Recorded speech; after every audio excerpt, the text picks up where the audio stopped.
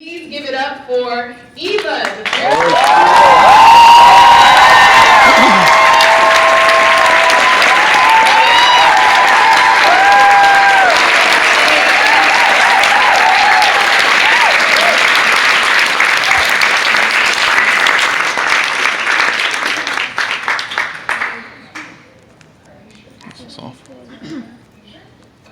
All right.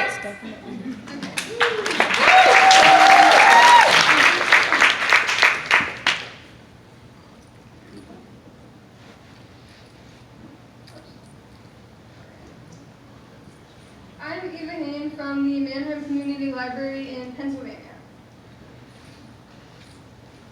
I did 2 projects this summer, and the first one was a sensory story time, and my goal for this project was to create a program specifically designed for children with special needs. And when I was trying to figure out what the program would look like, I knew I wanted something that would get kids excited about the library, but also something that would keep them engaged. So the question that I needed to answer was how I could tailor the program to meet these kids' needs.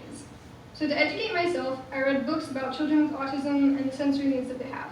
Afterwards, I created sensory bins with objects of different textures for them to play with, and I picked songs for them to sing that incorporated hand movements for them to keep their entire bodies engaged.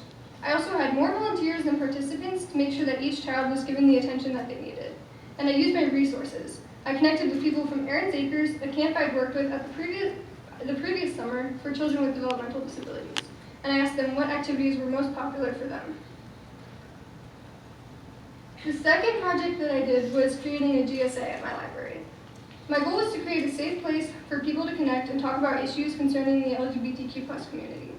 And I worried for a long time trying to figure out what we would talk about, but I learned that the conversation came best when I just let people talk about what was important to them.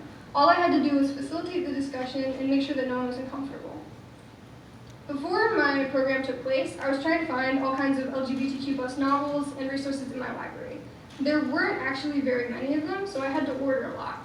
I spent a lot of time researching books that included diverse characters that I knew people in the LGBTQ+ community could relate to. I was also concerned about trying to figure out the age range because I know that GSAs usually take place in high school, but I figured there may also be middle schoolers who don't have access to a program like that but still need support.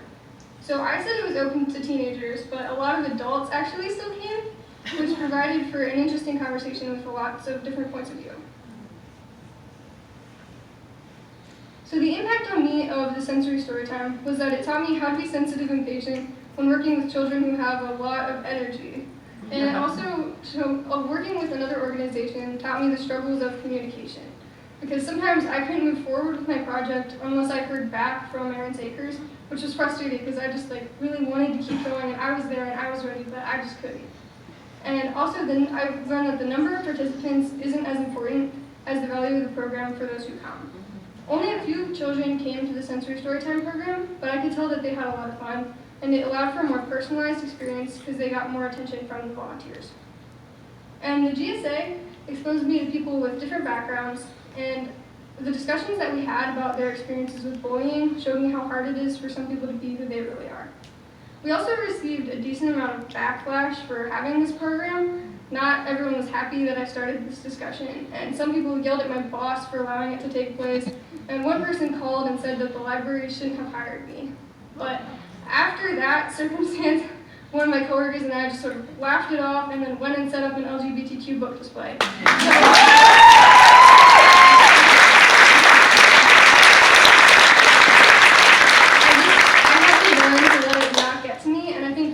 I saw from the program taught me how necessary it was to have something like this.